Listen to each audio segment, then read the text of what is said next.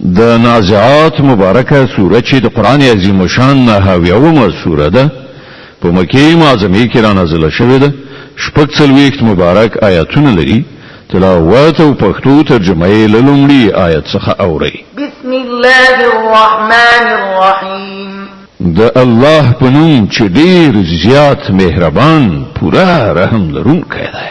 والنازعات غرقا والناشطات نشطا والسابحات سبحا فالسابقات سبقا فالمدبرات امرا.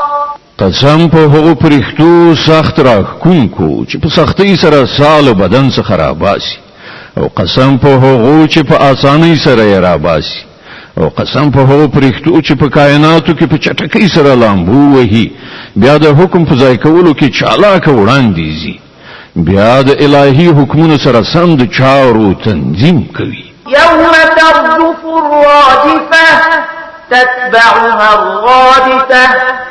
هغه ورځ چې دغه ټوله ځمکه د زلزلې ټکان وخوځوي او له هغه وروسته بل ټکان راشي. قلوب يومئذ واجفة أبصارها خاشعة.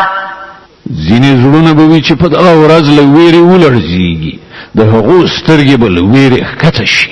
يقولون أئنا لمردودون في الحافرة أئذا كنا عظاما نخرة.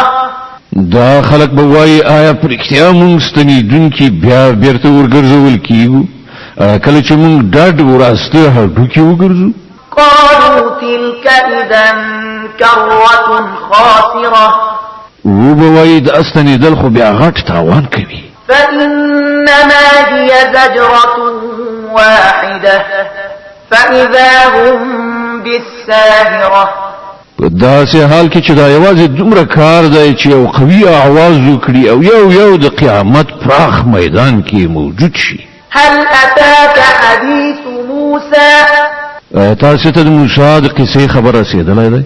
إذ ناداه ربه بالوادي المقدس طوى اذهب إلى فرعون إنه طغى فقل هل لك إلى أن تزكى وأهديك إلى ربك فتخشى.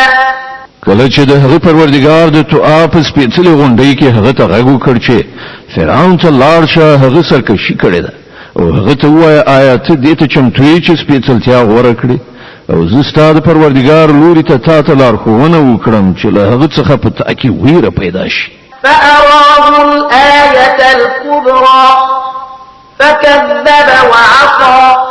بیا موسی فرعون ته ورغی، هغه ته سترې نښانې وښودلې، خو هغه دروغجن کړه او یې نه مانه. ثم أدبر يسعى فحشر فنادى فقال أنا ربكم الأعلى. بیا د چلونو جوړولو دپاره وګرځېد او خلک یې راټول کړل، نو د نارې کړې ویې ویل زه ستاسې تر ټولو لوی پروردګار یم. فأخذه الله نكال الآخرة والأولى. په پای کې الله هغه د آخرت او دنیا په عذاب اخته کړ. إن في ذلك لعبرة لمن يخشى. په حقیقت کې په دې پیښه کې لوی عبرت دی د هر هغه چا دپاره چې وویریږي. أأنتم أشد خلقا أم السماء بناها. ستاسې خلکو پیدا کول زیات ګران کار دی که د آسمان؟ الله هغه جوړ کړی دی. رفع سمكها فسواها وأغطش ليلها وأخرج ضحاها. د هغه چتې ښه هسک درولی، بیا یې د هغه انډول برابر کړی دی، او د هغه شپه یې تیاره او د هغه ورځ یې روښانه کړې ده. والأرض بعد ذلك دحاها أخرج منها ماءها ومرعاها. له هغه وروسته یې ځمکه غوړولې ده، له هغې څخه یې د هغې اوبه او شنیلي راویستلي دي. والجبال أرساها متاعا لكم ولأنعامكم. غر کارونه مو پکې خاک درولې دي د ژوندانه د وسایلو برابرولو په غرض ستاسو لپاره او ستاسو د څارویو لپاره.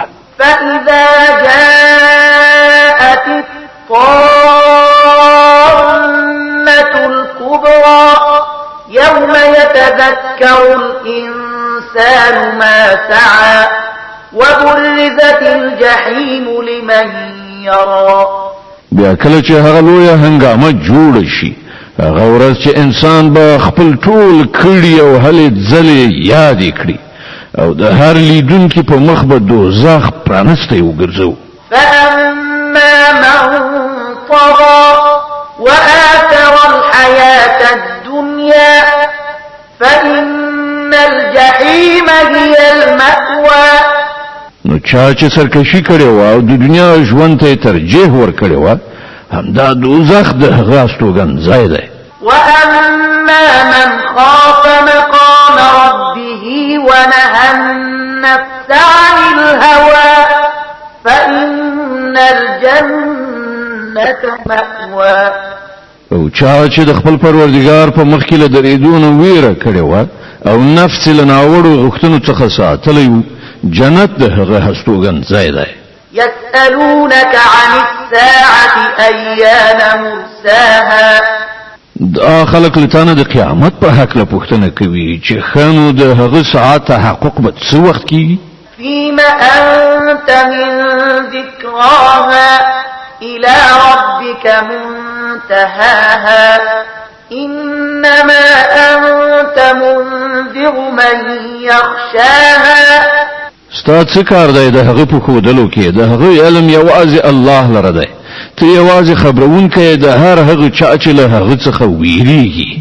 كأنهم يوم يرونها لم يلبثوا إلا عشية أو ضحاها. هغه ورځ چې د خلک هغه وګوري نو دوی به داسې ونګیري چې په دې دنیا کې یا د مرګ په حالت کې صرف د یوې ورځې وروستنۍ برخه یا لومړنۍ برخه یې تېره کړې ده.